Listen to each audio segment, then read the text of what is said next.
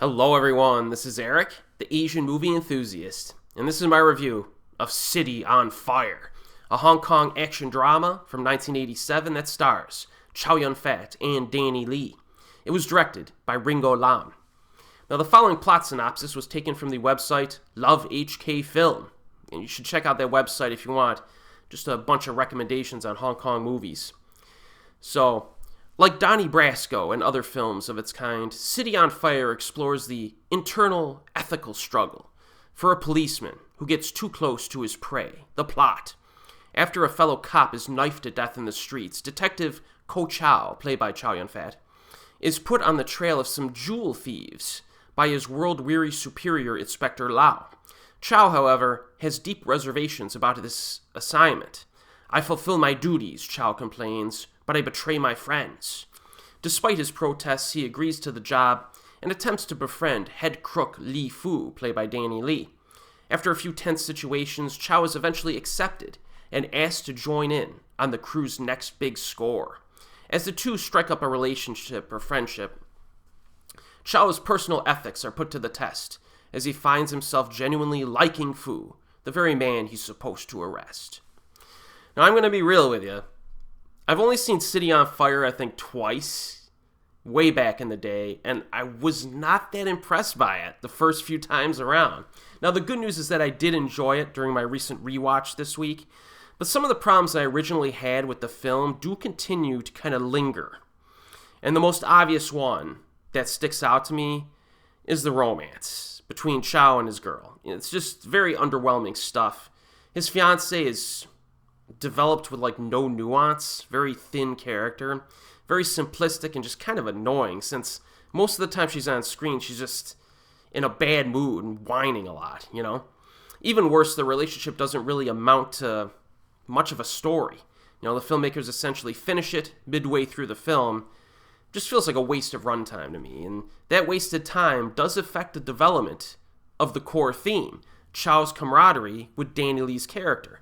Because, you know, while I was being inundated with futile romance content, I said to myself, right around the middle of the movie, I was like, man, you know, Danny Lee's character doesn't have much of a personality in this movie. But then, the filmmakers decided to drop the lovebird plot and get to the male bonding. And that's when City on Fire becomes noticeably better in terms of drama and story after that point. I'd say around the end of the end of Act 1, you know, middle of Act 2. And we get more screen time with both of these characters together, interacting, becoming pals, etc., all the while planning this big robbery. Like, this is what I want to see in this movie. And this is what the movie needed. Now, I think, in my opinion, they should have focused more on the crime element during the first half of the film. Simply deleted the romance elements entirely. Or just maybe spent a few minutes on them, I don't care. Would have worked better overall, because then the bond between the characters would have been stronger. It would have provided even more justification for Chow's conflicted emotions later on. So, but as is, you know, I'm criticizing this film a lot, but during this viewing I realized that even in its current state, they were able to backload just enough of a connection between these dudes to make it all work at the end of the day. So it is good overall, despite some of the problems I have with the execution. You know, you get some legit actors here doing their thing, but, you know, maybe it's because I rewatched Full Contact recently, and I like the character interaction more in Full Contact. It had a little bit more nuance, especially the relationship between Chow and Anthony Wong's character in that one, but, you know, it's just an opinion here. But again, I do think this is good enough. Now, the action is probably even better, okay, than, you know, the dramatic elements here.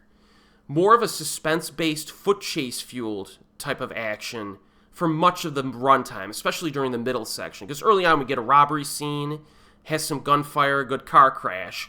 But after that we get a handful of extended foot chase sequences where Chow attempts to lose the cops who are tailing him for their own purposes. Nicely filmed, pretty exciting stuff.